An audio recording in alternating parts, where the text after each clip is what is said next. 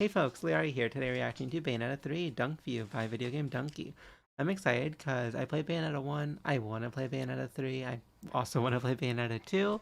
I'm probably not going to get to either of those for a bit, but I'm curious to see how they are. And I'm pretty sure Dunkey has decent opinions on these kinds of games. Let's go. Platinum Games has done a lot of good games like Mad World Yes, on the Wii, Metal Gear Raiden, I've Nier heard. Auto Racing, and The 100 Wonderful Men.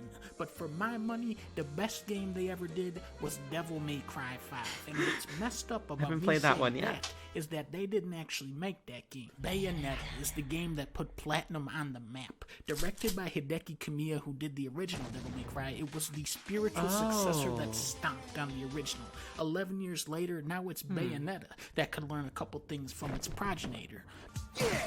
Bayonetta 3 has some of the craziest shit ever in a Platinum game, which is saying a lot. You do a naked dance on top of a spider who is crawling over skyscrapers. You battle a werewolf in Paris and summon a giant frog with boobies that can make it rain blood by singing, and play as a giant rainbow cat digging for water in ancient Egypt. At one point, Banger. Bayonetta gains the ability to turn into a fucking choo-choo train.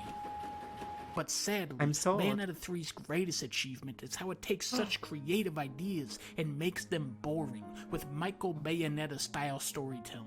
I never go into a Japanese video game expecting the story to make sense, but I do want to be entertained. Bayonetta 3 has the most cutscenes of any game in the series, but also the least story of any game in the series. There is a lot of punching and explosions, but very little levity or characterization or twists. In this one, Bayonetta goes into the multiverse like Spider-Man, except this time, it's fucking boring. Each universe has its own Bayonetta, except you don't ever talk to them. They just show up and die, and then you fight the green Gloober monster in every dimension. The storyline is that Bayonetta has to give 5 orbs to a man, and then she does. I realize I sound insane saying this to people who didn't play the game, but this story takes itself way too seriously. Yes, it has a frog with boobies, but the writers hate that. They reject every fun idea and say, no, this story is about Bayonetta hitting a green guy to get an orb. What's fucked up about this game is that in the cutscenes where you want there to be storytelling, it's nothing but fighting monsters. But in the actual gameplay, where you just want to be fighting monsters, they keep throwing bullshit platforming and gimmicks at you. On paper, it's a neat idea to break up your game's pacing with a bunch of minigames, but the reality is, a lot of these segments are just very sluggish and simplistic brawlers, which is the Pacing complete matters. opposite of the core combat. Now, the actual core combat is great. It looks cool. It's fast and smooth, it's intuitive to control with hundreds of flashy combo routes to go down and express yourself. Bayonetta has 8 weapons that she can mix and match with 12 different demons. The possibilities are just insane. That's and cool. for some chapters, you play as Bayonetta from Overwatch, who has 1 weapon and 1 demon. But he's really funny. As far as I know, Bayonetta 3 is the only game where you can drop a building on a dude mid-combo and the building sprouts arms and starts beating the shit out of people. However, all of this craziness comes at a cost. If Devil May Cry is a game about killing stuff while trying to look badass, Yeah. Bayonetta 3 is a game about killing stuff while trying to look for your character. Many of the battles in this game are so chaotic and so visually noisy that the camera just gives up. It just says, nope, I'm out. I mean, look at this. What the fuck is happening here? Now look at this. What am I doing? Who am I? I see the Where problem. am I?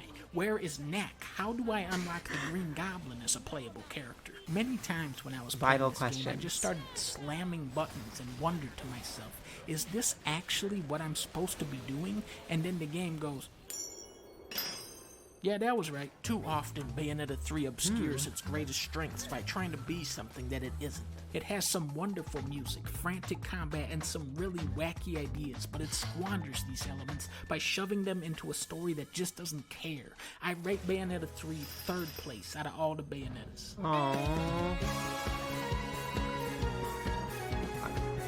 Now, is Bayonetta 2 better than 1? I need to replay 1 first, because, like, I played it 4 years ago, I think. I barely remember it. And, yeah, I want to play Bayonetta 2, too. Like, this is a game I want to play, like, when I'm done with the DMC series, which eventually I need to get back to, because I haven't played it in a bit. I've kind of stopped on DMC 4, so I have, like, a decent amount of experience with these games now.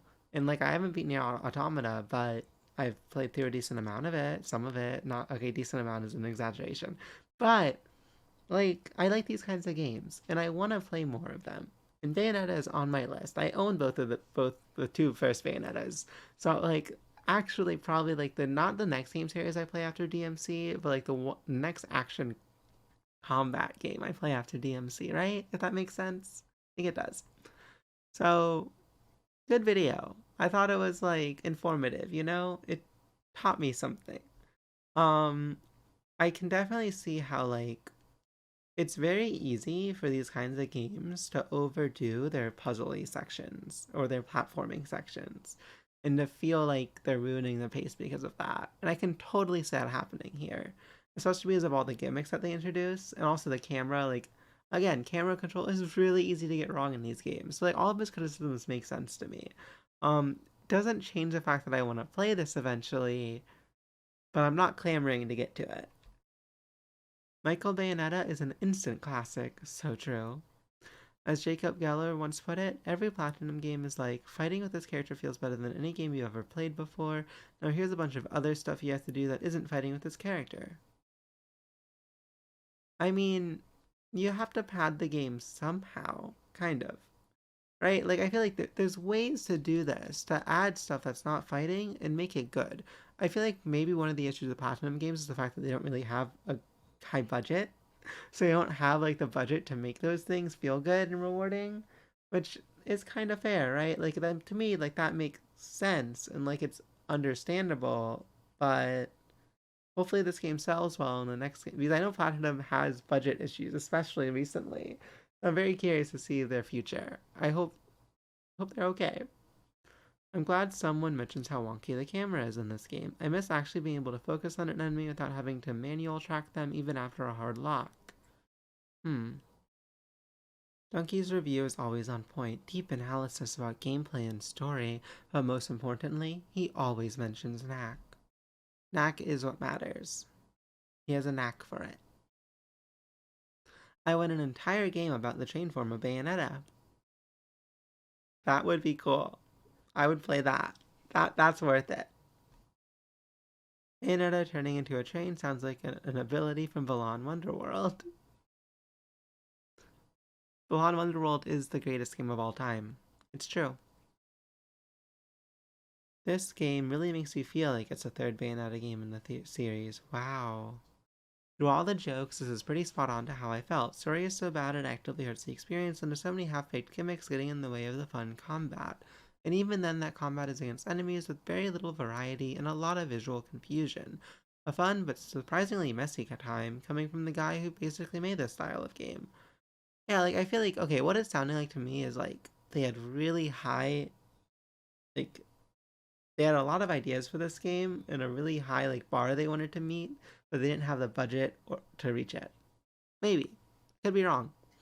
But makes me sad.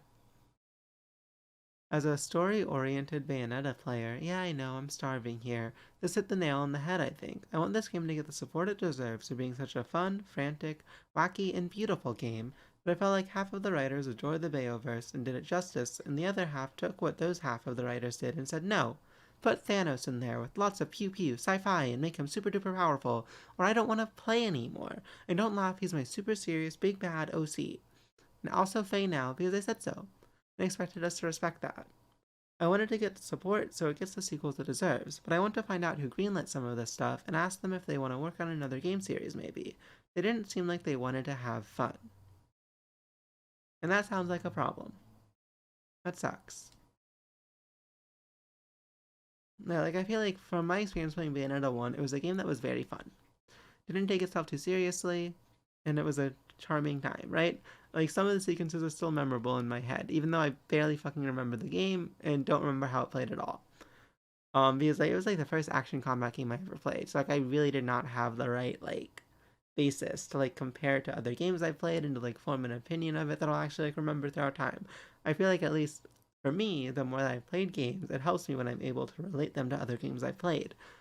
Um, unless like, okay, or also like to have played games in that genre and be able to rate how different it is. Um, yeah. Because if it's just like some unique, really cool experience I've never had before, like I'll remember it and I'll remember that it was really cool and unique, but I won't be able to talk about it too well. You know? Maybe I'm wrong. All right. All right. Thank you so much for watching, folks. I hope you have a great rest of your day. Bye. Hey folks, thank you so much for watching. Remember to like the video, subscribe on YouTube, follow on Twitch, and have a great rest of your day. Bye.